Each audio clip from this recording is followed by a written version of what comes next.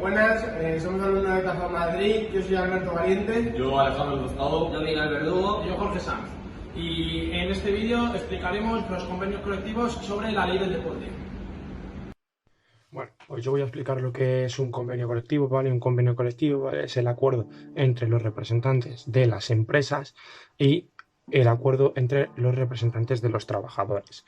Entre ellos se ponen de acuerdo y como resultado se llega a una negociación colectiva, ¿vale? En materia laboral. Es decir, los dos llegan a unos acuerdos para beneficiarse tanto en jornadas, salario y todo lo extra. Entonces, estos acuerdos, por así decirlo, regulan las relaciones laborales de los trabajadores, ¿vale? Y ahora voy a hablar de las diferentes profesiones que hay dentro de la ley del deporte. Para trabajar de esto en la ley del deporte necesitas titulaciones específicas, CAFID, título federativo de entrenador personal, magisterio en caso de ser profesor, etc.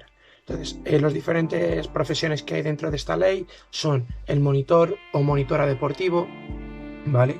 El entrenador o entrenadora deportivo, el preparador o preparadora físico, director, directora deportivo y el profesor o profesora de educación física.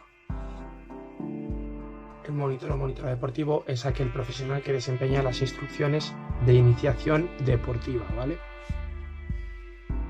El entrenador o entrenadora es aquel profesional que desempeña las funciones de entrenar, ¿vale? De entrenar y representar las funciones de entrenamiento.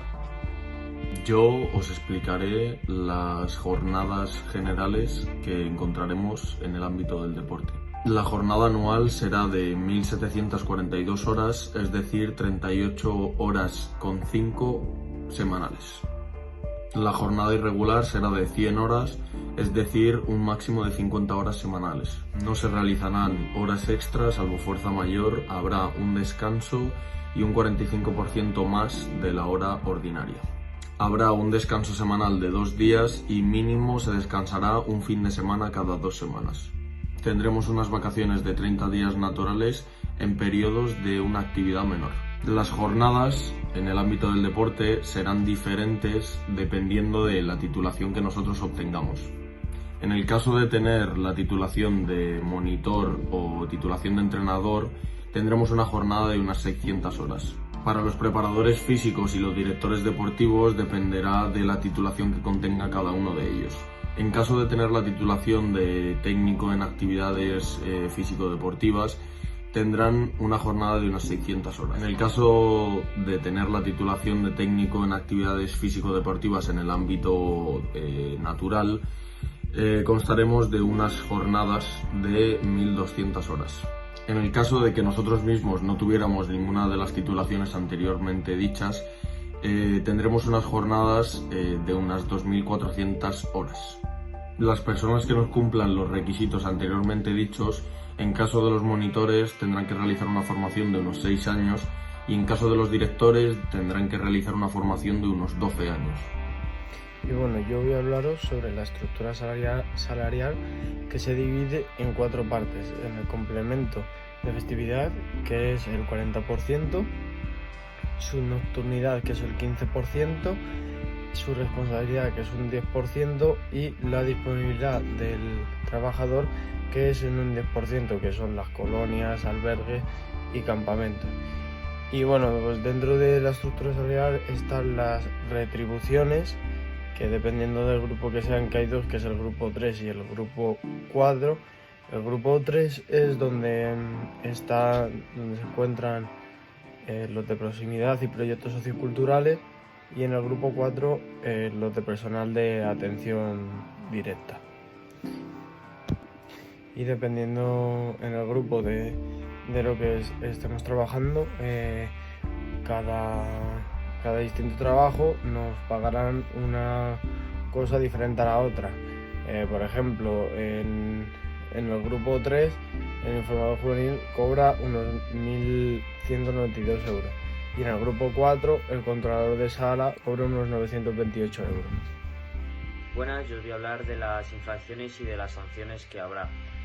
Las infracciones se clasifican en muy graves, graves y leves. Las infracciones muy graves son como el incumplimiento de los deberes profesional cuando en ello resulte un perjuicio grave para la salud o la integridad física de la persona destinada a los servicios profesionales o para terceras personas, ya pueden ser los clientes. Y luego tenemos también el incumplimiento del deber de aseguramiento de la responsabilidad civil y profesional. Como las faltas graves, que por ejemplo son el ejercicio de actividades o funciones reservadas a las profesiones reguladas en la ley, sin disponer de las cualificaciones requeridas, que quiere decir que una persona dé clases de algo de lo cual no está cualificado y no tiene esa titulación requerida para dar esas clases. Luego también tenemos el incumplimiento de deberes profesionales cuando no genera graves perjuicios, que quiere decir que un profesor no puede poner en peligro a los clientes o a terceras personas porque puede ser algo malo para cierta empresa o cualquier cosa y no puede. También tenemos la contratación de trabajadores no cualificados, que es decir, que la empresa contrata a una persona que no tiene esa titulación para estar en ese puesto de trabajo. Luego también está el incumplimiento de las obligaciones establecidas por el artículo 25 de la ley, que como quiere decir que es un incumplimiento de las obligaciones que tiene cada profesor. Entonces, si no cumple las leyes que está haciendo, las está infringiendo. Y luego también tenemos el uso indebido de las denominaciones reservadas a las profesiones reguladas del deporte, que es que no hace las cosas como se debe hacer. Y luego también tenemos la desobediencia reiterada de los requerimientos indicados por la Dirección General, que quiere decir que si por ejemplo yo soy un monitor y a mi dirección me dice que tengo que hacer tal cosa y no lo hago, ahí estaría desobediendo a dirección y sería una infracción. Y luego tenemos también por otro lado las infracciones leves, que por ejemplo es el incumplimiento de las restantes obligaciones previstas en la presente ley en el ejercicio de las profesiones reguladas del deporte, que no constituyan como una infracción grave o muy grave. Voy a hablar de las sanciones que tendremos. Tenemos las sanciones de las muy graves, de las graves y de las leves. Para las muy graves tendremos una inhabilitación profesional durante un periodo que no puede ser inferior a 1 año y 1 día y no puede ser superior a 2 años. Y tenemos una multa entre 3.001 euros y 30.001 euros. Luego están las infracciones para las graves, que es una inhabilitación durante un periodo de tiempo no superior a 1 año y una multa de entre 1.001 euros y 3.000 euros. Y luego tenemos las infracciones para las leves, que es una multa de cantidad no superior a 1.000 euros y una simple amonestación. Bueno, espero que os haya gustado el vídeo y lo hayáis entendido correctamente y nada, nos vemos en la próxima.